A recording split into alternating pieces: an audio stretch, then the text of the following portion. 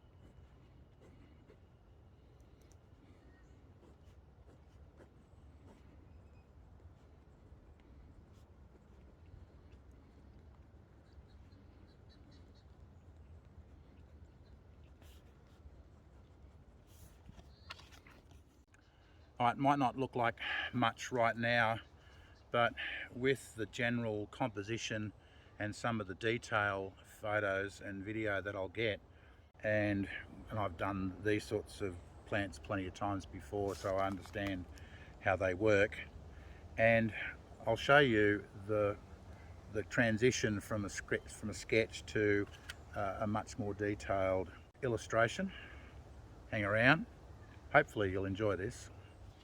So I'm back in my little studio slash office slash study, and before I left the Botanic Gardens, I did a bit of shading just to get an understanding of where everything was and what the values were.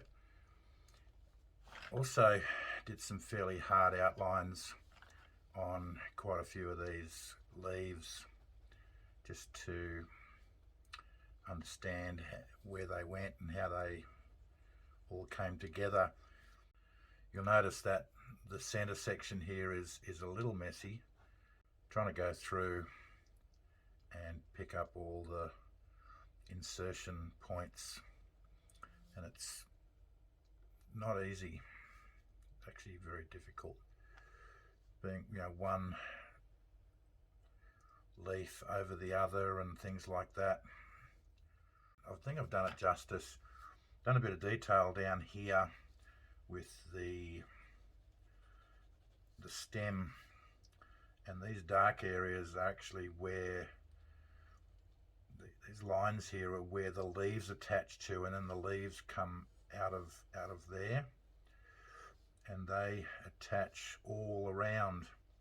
So there'll be some attaching across here, some there, almost like a corkscrew arrangement, some there. And so I think I've captured that reasonably well. So what to do now? Now I could probably just use that as a sketch. You know, Cordyline obtecta, which is the species. Incidentally, this species is native to New Zealand and Lord Howe Island, which is a little island between New Zealand and Australia. The Cordyline species is native to almost all of the Pacific Islands and some very few parts of Southeast Asia.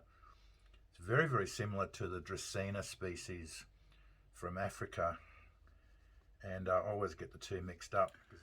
Right, to actually keep a naturalist notebook, if you're only going to be sketching and using the coloured pencils, you can probably get away with getting a slightly better quality. The one that I've been drawing in is one of these cheap shop ones that you get from the cheap shop, and this paper, as you've seen, is very, very grainy. I have another one here which I probably should have taken out, because this paper is a little thinner, but it's a whole lot less grainy. You can actually get a little, see, that's still grainy.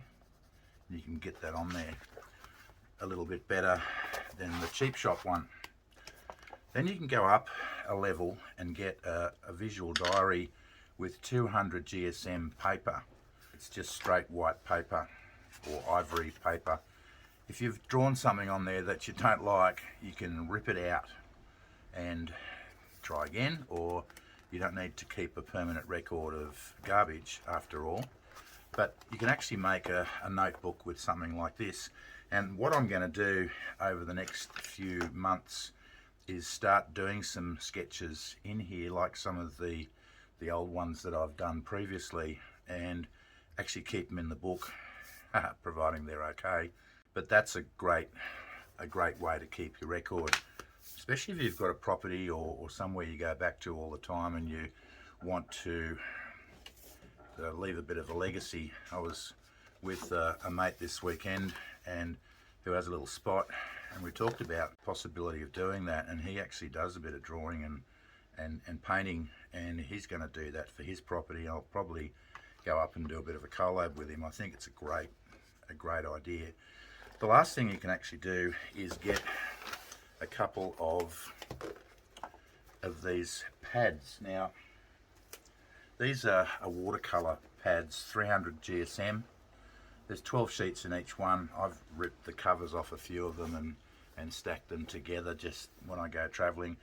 An A3 is probably going to be a little bit too big for the average knapsack or day pack. Just to try to get it in, it's pretty wide and it's pretty heavy. You don't have to take 3 at a time. You can just fold a sheet together like I've done here, and for a couple of sketches all you need to do is fold it over and just do your sketch, write your information.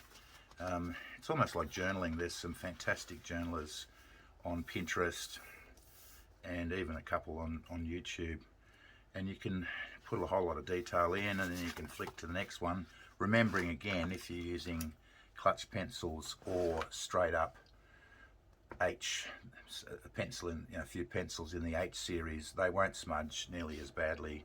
You really want to be using high value H pencils so they don't smudge as you're going across, and when you put them back in a folder they're not going to smudge. Be careful also to not get, don't know if you can see this detail, this particular one, cheap shop again, one side is beautifully smooth, the other side has got almost a linen texture on it. That's actually going to really mess with your pencil lines, and you can actually feel them as you're going past. It's probably, yep, look at that, you can actually see that texture comes straight through. Wouldn't recommend using that side. There are I've got some better ones here, but they're so damn expensive. They're more than double the price, so I don't mind only using one side of one sheet, because it's still cheaper than using the expensive ones. So there you have it. What I'm going to do is leave the front cover, or the front page, and write some stuff in there as I feel like doing it, and I'll actually do a drawing and get back to you. But there's going to be a part 2 of this particular video as we move forward, and I'm just going to update you with some of the sketches that I've done from the old farm, anywhere else that I find something that is sketch worthy, and yeah, come back for part 2. Hey, if you've enjoyed this video, please hit the subscribe button and the bell button. Really important that you give us your support by subscribing. Give us a thumbs up, leave a comment. Love reading the comments, and thanks for watching.